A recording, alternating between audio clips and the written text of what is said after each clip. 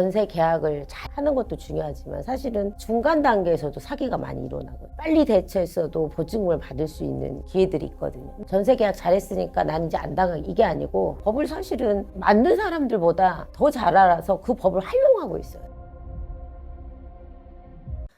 제가 주택도시보증공사에 2022년 11월 달부터 상담을 다니기 시작했어요. 그때만 해도 전세 사기가 이렇게 심각하게 오래 갈 거라고 생각 못하고 투입이 돼서 전세 사기 상담을 해서 거의 한 1000명 가까이 제가 상담을 했는데, 지금은 제 업무의 한 80%는 전세 사기 관련된 업무거든요. 그래서 전세 사기 당하신 분들, 임차보증금 반환 소송, 임차권 등기 명령, 그다음에 경매 진행, 또 경매 소유권 이전까지 배당받는 업무까지 제가 지금 도맡아서 지금 하고 있는데, 2년 넘게 전세 사기만 담당하다 보면 느낀 거는, 이게 전세 계약도 물론 잘해야 되겠지만 반환 받을 때, 또 재계약할 때, 또 전세 계약만큼이나 중요하구나. 근데 사람들은 처음에 전세 계약만 해놓으면 나머지는 그냥 대충 하거든요. 재계약이나 계약을 해지하는 부분, 또 중간에 임대인이 바뀌었을 부분까지 관리를 하는 중개 시스템이 저는 도입이 된다고 생각을 해요.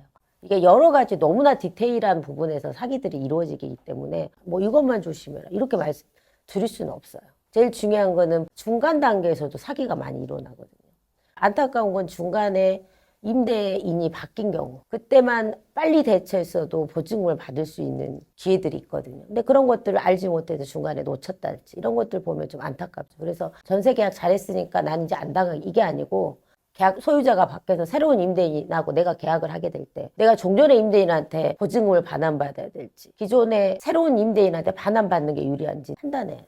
법률적 지식은 없고 판단하기 힘들죠. 그래서 그럴 때는 반드시 전문가를 찾아서 이럴 때 어떻게 해야 되는지 알아야 되는데, 일하다 보면 자기 생활에 바쁘다 보면 일일이 등기등본을 떼보고 소유자 바뀌었는지 안 확인하기가 사실은 어려워요. 그래서 지금은 전세 계약만 해주는 중개사보다 마지막까지 내가 반환 받을 때까지 관리를 해주는 시스템이 저는 도입이 돼야 된다고 생각해요. 그만큼 전세 사기가 디테일해지고 법 안에서 법을 가지고 노는 그런 사기들이 일어나기 때문에 법을 사실은 만든 사람들보다 더 잘 알아서 그 법을 활용하고 있어요. 사실 그게 대표적인 게 허그에서 전세보증금 반환 보험을 이용한 사기, 대표적인 게 신축빌라에서 일어난 사건들이거든요.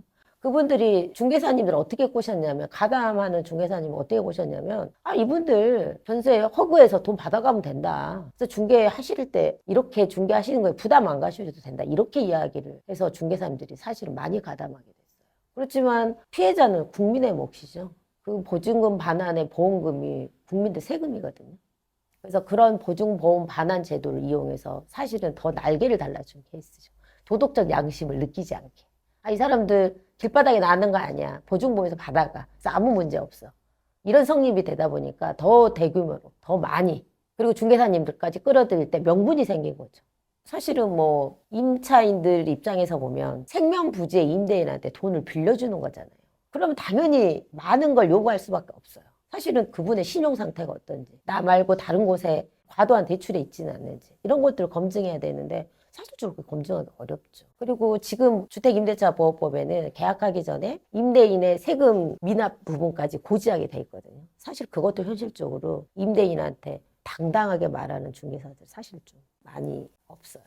지금은 이제 말을 한다고는 하지만 또 되게 조심스러워하고, 만약에 그렇게 해서 임대인한테 당연하게 요구해야 될 문서 등을 요구했을 때 임대인이 거절해서 계약이 깨졌다면 사실은 임대인한테 전세 중개료 받아야 되거든요.